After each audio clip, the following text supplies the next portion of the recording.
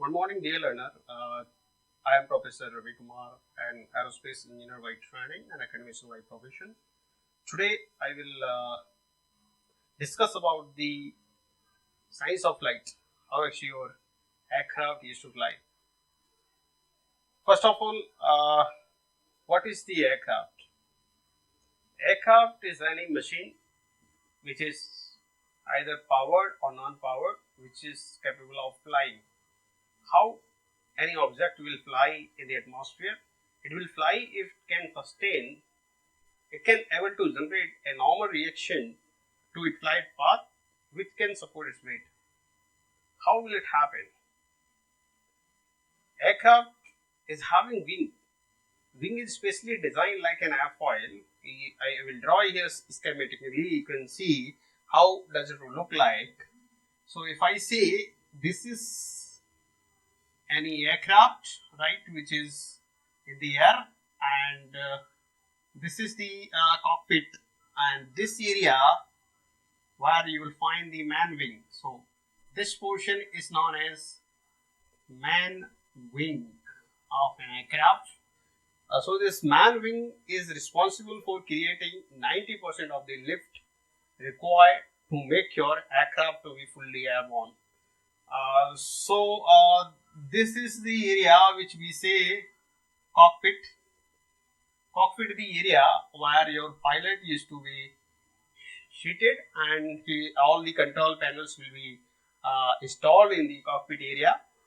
And this area particularly we say tailplane, right? Tailplane, the function of tailplane is to provide the directional stability to the aircraft. So it will control this sideways motion. For that purpose, your tailplane is provided.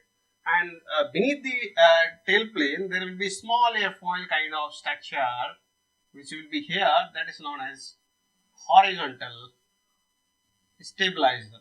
We used to say this horizontal stabilizer. So this is the horizontal stabilizer. So this will control your up and down movement. Usually up and down movement will be controlled by this one. So this is the wing, as I said, man wing. So man wing, it is a pair of wing, one that side, another side. So you are seeing the side view of the aircraft, and this location you will have landing gears. So some of the aircraft will have tricycle arrangement where two main landing gears will be under the wing and one at the nose. Some aircraft you may find like a small general aviation aircraft or sports aircraft, you will find some of the landing gear at the tail. So that is called pusher kind of general aviation aircraft. So I am showing you here the arrangement for tricycle landing gear arrangement. So this is basically, these are known as landing gear or gears. The landing gears. Now a question will arise whether it is powered or non-powered. If it's a non-powered craft, we will say that is a glider. So glider needs initial power. It need to be thrown with some initial velocity from the aircraft or from height, like from mountain also you can throw it. So you have to provide some initial force. So those are gliders. So gliders will definitely have only these all components. If I am talking about powered flight, it will have an engine. So now, depending on your what do we say requirement, you can select various kind of engines. Usually in early 1945, we were using the piston engine aircraft, where reciprocating kind of piston cylinder arrangement engines were there, and those were coupled with the propeller. Later on, turbo jet technology came into existence after the World War II, after 1945, when Germany first off they shown to the world German V2 bombers, a very much famous bomber that was working on the principle of pulse jet. From there, the jet term came into picture, and a lot of advancement happened. Now we are having a variety of turbojet engines available. So turbojet, turboprop, turbofan. So various aircraft engines are available. So engines can be either installed under the wing or over the wing or backside of the tailplane, or you can put in the nose. Alright, so that engine is also required. So basically these all things are required to make any object to be fully airborne. So basically I will say there are the 5 components. Main component is engine, which is required to provide the initial motion to the craft. Second is landing gear, right? These are needed in order to support your aircraft. Then after that, your man wing, which will generate 90% of the lift. So man wing is also needed. You know. Then after that, if you look at you can say this complete body that we can say fuselage, right? Fuselage is the area or the body which will equip everything, or all the parts will be connected to the fuselage. In other way, you can say. All right. So then after that, last you can say the empennage section, right, or tailplane. So these are the main, 5 parts of the aircraft. Then sub parts are also available. So if you look at the man wing, which is this shape, this is the specially designed shape which we used to say airfoil. So airfoil is something, is a specially designed shape which when kept at certain angle to the free stream flow. Like if I say this is the free stream flow which is coming with the free stream velocity v. If I put this airfoil at certain angle, so if I kept it like this and it's making certain angle, the free stream flow, it will generate a normal reaction. It's generate a normal reaction, and one component of this normal reaction will support your weight. So this is the weight of this airfoil. So this is the normal reaction. One component of this normal reaction will support the weight, and this component is known as lift. So this L is nothing but lift. Now as we have generated the lift, how actually we are generating the lift? As our airfoil is moving, or you can say our aircraft is moving in the air. Why it's moving? Due to the viscosity of the air, right? There will be a resistance. In aeronautical terminology, we say that as a drag. So drag is the penalty which we are paying for generating lift. So drag always acts opposite to the motion of the aircraft and motion of the airfoil. As airfoil is moving in this direction, so my drag will be acting in opposite direction. So one of the component of this resultant force is drag. So this D is nothing but drag. So this is the specially designed shape which has been added to this body, or you can say fuselage. So when it is flying at certain angle, that we say angle of attack alpha, it generates a normal reaction, and one component is normal reaction support the weight. At the moment our force which has been generated over it supports the weight, my aircraft will become fully airborne. So in most of the engineering books, you should say lift is generated due to the pressure difference between top and bottom surface of this airfoil. That is also one of the factor. So why my pressure difference is going to create this kind of lift and all? Because upper surface is having more curvature. If you look at the shape of it, upper surface is having more curvature. The moment my airflow is coming, striking was somewhere here, it will come to rest. So the moment our flow is coming to the rest, it will not be for longer period of time. For a short period of time, it comes to rest.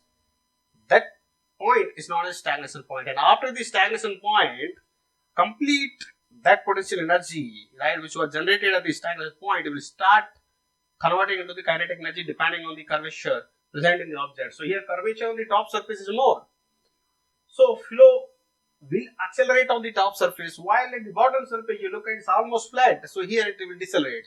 So as per the Bernoulli's principle, any loss in pressure energy will lead to the increase in kinetic energy. As here kinetic energy is increasing, so there will be loss of pressure. So in other way we can say at the top surface there will be negative pressure, and bottom surface there will be positive pressure. So at the bottom we are having larger pressure, due to which this airfoil will lift off. So that is the major region to have a lift over that. That is the very general definition. Another definition we can say based on the circulation. Basically the Kutta-Joukowski theorem, Kutta and Joukowski, two guys, they have given a theorem, right? They proved that lift will generate only when there is circulation around the object. If there is no circulation, there will be no lift.